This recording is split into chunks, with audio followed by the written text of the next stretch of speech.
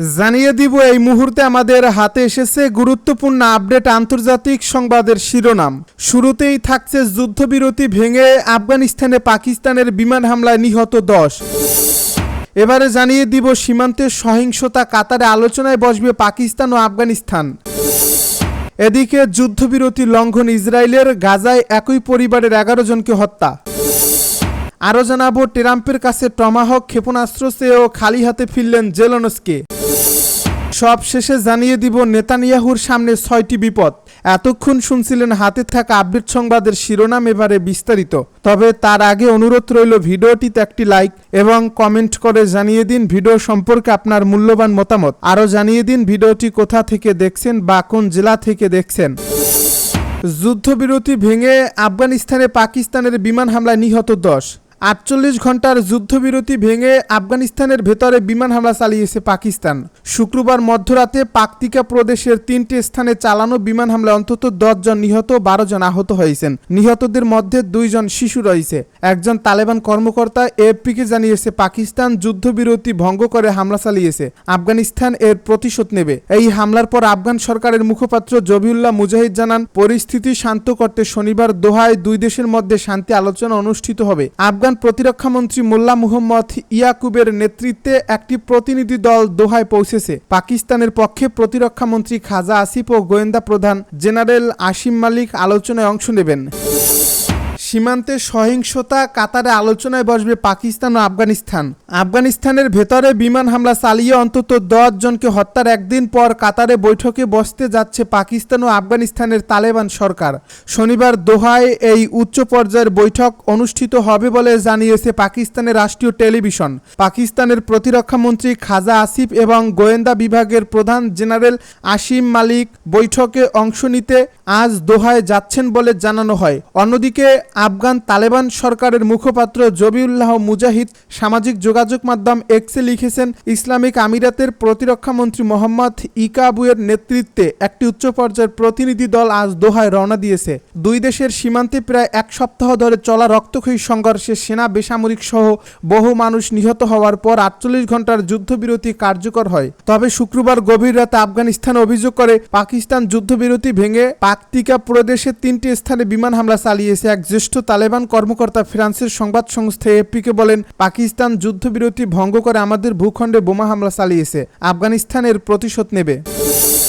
যুদ্ধবিরতি লঙ্ঘন ইসরায়েলের, গাজায় একই পরিবারের 11 জনকে হত্যা। গাজায় ইসরায়েলি বাহিনী একটি ফিলিস্তিনি পরিবারের 11 জন সদস্যকে হত্যা করেছে।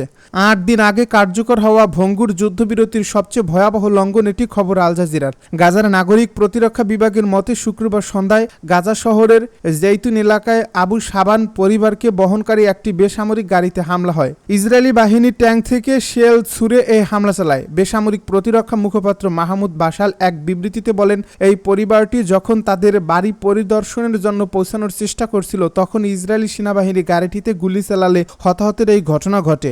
নিহতদের মধ্যে 7 শিশু ও 3 জন নারী ছিলেন। বাশাল বলেন, তাদের সতর্ক করা যেতে পারত অথবা ভিন্নভাবে মোকাবেলা করা যেত।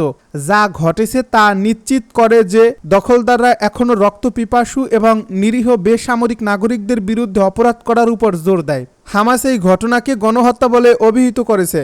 নিন্দা জানিয়ে বলেছে, পরিবারটিকে কোনো যুক্তি ছাড়াই লক্ষ্যবস্তু করা হয়েছে। গোষ্ঠীটি যুক্তরাষ্ট্রের প্রেসিডেন্ট ডোনাল্ড ট্রাম্প এবং মধ্যস্থতাকারীদের কাছে যুদ্ধবিরতি চুক্তি মেনে চলার জন্য ইসরায়েলকে চাপ দেওয়ার আহ্বান জানিয়েছে। এদিকে ইসরায়েলের প্রধানমন্ত্রী বেনিয়ামিন নেতানিয়াহুর সঙ্গে ফোনালাপ করেছেন শান্তিতে নোবেল পুরস্কার জয়ী ভেনেজুয়েলার মারিয়া কেরিনা মাচাদো। আলাপকালে মাচাদো গাজা যুদ্ধে ইসরায়েলি ভূমিকার প্রশংসা করেছেন। ডোনাল্ড ট্রাম্পের কাছে টমাহক ক্ষেপণাস্ত্র চেয়েও খালি হাতে ফিরলেন জেলেনস্কি। ইউক্রেনকে টমাহক ক্রুজ ক্ষেপণাস্ত্র সরবরাহের কোনো পরিকল্পনা নেই বলে ইঙ্গিত দিয়েছেন মার্কিন প্রেসিডেন্ট ডোনাল্ড ট্রাম্প। এক প্রতিবেদনে বিবিসি বলছে, হোয়াইট হাউসে বৈঠক থেকে প্রেসিডেন্ট ভলোদিমির জেলেনস্কি খালি হাতে ফিরে এসেছেন বলে মনে হচ্ছে। শুক্রবার বৈঠক শেষে জেলেনস্কি বলেছেন, তিনি এবং ট্রাম্প দূরপাল্লার ক্ষেপণাস্ত্র নিয়ে আলোচনা করেছেন, কিন্তু যুক্তরাষ্ট্র উত্তেজনা বৃদ্ধি চায় না বলে এ বিষয়ে তারা এখন আর কিছু বলবেন না। এই বৈঠকের পর ডোনাল্ড ট্রাম্প আহ্বান জানিয়েছেন কিয়েভ এবং মস্কো যেখানে আসে সেখানেই যেন থেমে যায় এবং তারা যেন যুদ্ধ শেষ করে। সম্প্রতি হোয়াইট হাউসের কর্মকর্তারা পশ্চিমাদের মাধ্যমে ইউক্রেনকে টমাহক ক্ষেপণাস্ত্র সরবরাহের ইঙ্গিত দিয়েছিলেন। জেলেনস্কি বিশ্বাস করেন রাশিয়ান তেল ও জ্বালানি স্থাপনাগুলোতে হামলা চালানোর জন্য টমাহক ব্যবহার করলে পুতিনের যুদ্ধকালীন অর্থনীতি মারাত্মকভাবে দুর্বল হয়ে পড়বে। তবে ডোনাল্ড ট্রাম্প বলেন, আশা করি তাদের এর প্রয়োজন হবে না। আশা করি আমরা টমাহকদের কথা না ভেবেই যুদ্ধ শেষ করতে পারবো।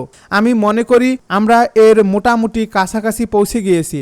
মার্কিন প্রেসিডেন্ট টমাহক অস্ত্রগুলোকে একটি বড় ব্যাপার হিসাবে বর্ণনা করেন এবং বলেন যুক্তরাষ্ট্রের নিজস্ব প্রতিরক্ষার জন্য এগুলো প্রয়োজন। তিনি আরও বলেন, ইউক্রেনে টমাহক সরবরাহের অর্থ সংঘাত আরও তীব্র হতে পারে, তবে সেগুলো পাঠানোর বিষয়ে আলোচনা অব্যাহত থাকবে। নেতানিয়াহুর সামনে 6টি বিপদ। গাজায় 2 বছর ধরে চলা যুদ্ধের পর এখন সেখানে কার্যকর হয়েছে যুদ্ধবিরতি। মার্কিন প্রেসিডেন্ট ডোনাল্ড ট্রাম্পের শান্তি পরিকল্পনার অংশ হিসেবে এই যুদ্ধবিরতি বাস্তবায়িত হয়েছে। তবে বিশ্লেষকদের মতে ইসরায়েলি প্রধানমন্ত্রী বেনিয়ামিন নেতানিয়াহুর জন্য এই শান্তি এসেছে এমন এক সময়ে যখন তার রাজনৈতিক ভবিষ্যৎ ও ব্যক্তিগত স্বাধীনতা দুটোই বড় চ্যালেঞ্জের মুখে। সমালোচকদের অভিযোগ, ক্ষমতা টিকিয়ে রাখা এবং দুর্নীতির মামলাগুলোর নজর সরাতে নেতানিয়াহু যুদ্ধকে ব্যবহার করছেন রাজনৈতিক হাতিয়ার হিসেবে। এখন যুদ্ধবিরতি কার্যকর হলেও তার সামনে থাকা রাজনৈতিক ও আইনি ঝুঁকিগুলো অটুট রয়েছে। বিশ্বজুড়ে গাজায় ৬৭,০০০-এরও বেশি ফিলিস্তিনের মৃত্যু ও ভয়াবহ মানবিক বিপর্যয়ের চিত্র ইসরায়েলকে আন্তর্জাতিক অঙ্গনে প্রায় একঘরে করে তুলেছে। অনেক পর্যবেক্ষকের মতে নেতানিয়াহু এখন ইসরায়েলের বিচ্ছিন্নতার প্রতীক। যুক্তরাষ্ট্রের চাপে বাধ্য হয়েই তিনি যুদ্ধবিরতিতে সম্মত হয়েছেন বলে মনে করেন দেশটির সাবেক রাষ্ট্রদূত অ্যালান পিঙ্কাস। তার ভাষায়, এটি নেতানিয়াহুর নিজের সিদ্ধান্ত নয়, এটি সাজানো এবং ওয়াশিংটনের ইচ্ছাতেই হয়েছে। নেতানিয়াহু সেপ্টেম্বর মাসে সুপার স্পার্টা নামে একটি পরিকল্পনা উপস্থাপন করেন, যা ইসরায়েলের অর্থনৈতিক ও সামরিক স্থিতি শক্তি করার লক্ষ্যে তৈরি। কিন্তু বাজারে তার বিপরীত প্রতিক্রিয়া দেখা দেয়। ইসরায়েলি শেয়ার বাজার ধসে পড়ে এবং শেকেলের মান কমে যায়। দেশটির ব্যবসায়ী সংগঠনগুলো স্পষ্ট জানায়, আমরা স্পার্টা নই।